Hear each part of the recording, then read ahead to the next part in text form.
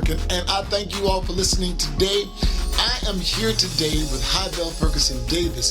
She's a national ambassador for No Diabetes by Heart. And it's a link between the American Heart Association and the American Diabetes Association that gives you a way to be able to manage type 2 diabetes and heart situations and even stroke. It gives you the information that you're going to need in order to make it. So I want you to help me welcome Hybel Ferguson Davis. Thank you, Pastor McClurkin. I'm honored to be here. I'm honored to be a spokesperson for the American Heart, especially with this new campaign that's bridging the gap between diabetes and heart disease. For such a time as this, we're dealing with a lot nowadays, but we have to gain control, and information is power. So I thank you. You got a caution story too. So what was your story? Well, it started back, I was pregnant with my son at 35, and I had gestational diabetes. And I was going about doing everything I needed to do because, I was doing everything for him. We as women, we are super women, and we are the caretakers. So I did everything when I was pregnant, to make sure that he was okay. But a few years later, I reverted back to my old eating habits. Mm-hmm. And the doctors warned me. I've gotten all the lectures, about taking the insulin, the regimen of how you have to eat, because it's a whole new world that opens up to you. And it's like, wow, it's a lot of information. And right. I just reverted back to my old ways. And so how did that play out, even in your pregnancy and even afterwards? How did you get that managed and under control? Well, it started back of how, like I said, I was going about everything and I reverted. And I turned 41 years old. I went to the doctors and she was giving me all the warning signs as reference to my A1C was 12.5 at one point. And she's like, girl, you're on the danger zone. I didn't pay attention because, I was young. Stroke, heart attack, heart disease doesn't happen to a young person. Mm-hmm. And, I ended up with a stroke. I found myself having to relearn and think about a lot of stuff. And, a few weeks later, I was having this pounding lightning bolt just strike in my bed. And I was rushed to the ER with a heart attack. And everything got real. It got extremely real. A world that was not familiar to me at all. And so you found out the hard way that this could hit you at a younger age. Yep, and all too well, I talk about how it's in my family. My mother was diagnosed, and, it was sugar, or, I felt tired. There was no information that was given to us as far as, know the warning signs, or, now that I know, and, it's just that she didn't inform us enough, or we didn't, we think we're immune, especially in our community. We go to the barbecues, we go to the repasts, and we eat the same stuff. Yeah. So it's about retraining. And that's the difficult part. I put it like this. I really do, and I say this often. When I was diagnosed with diabetes, I didn't realize how much of a food addict that I was. I didn't realize how addicted to the wrong foods, the comfort foods, the unhealthy foods, because that was what I was raised on. That's all I knew, is how to eat unhealthily. And to me, healthy food was bland. It didn't have any, pizzazz to it. And I didn't know that I had diabetes, and I started feeling pain in my feet, on the bottom of my foot. And I was driving on the 4th of July, 2005. I was driving from New York to Washington, D.C. with 3 friends. I'm driving. And for some reason, everything was blurry. I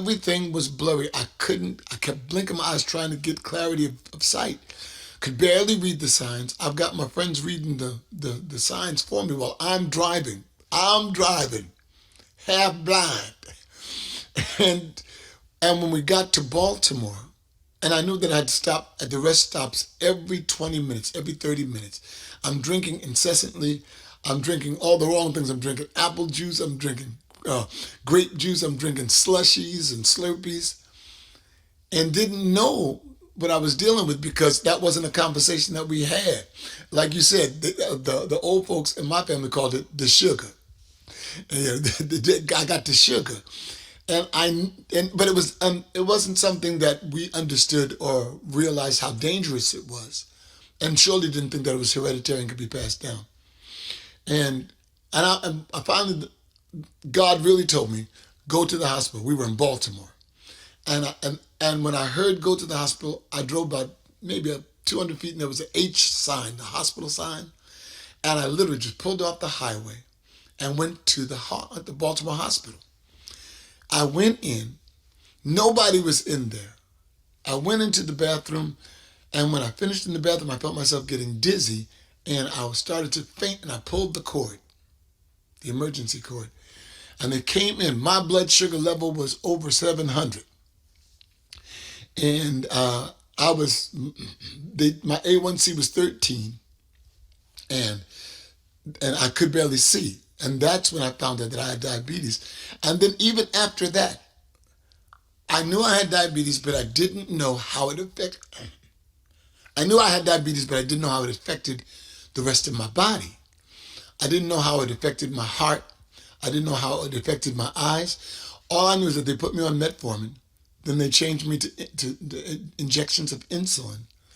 But the information wasn't really something that I could really understand, you know. And these kind of conversations, like you and I are having, are key to helping common people understand the practical aspect of managing their health, understanding how the link between diabetes and the heart is it's so connected.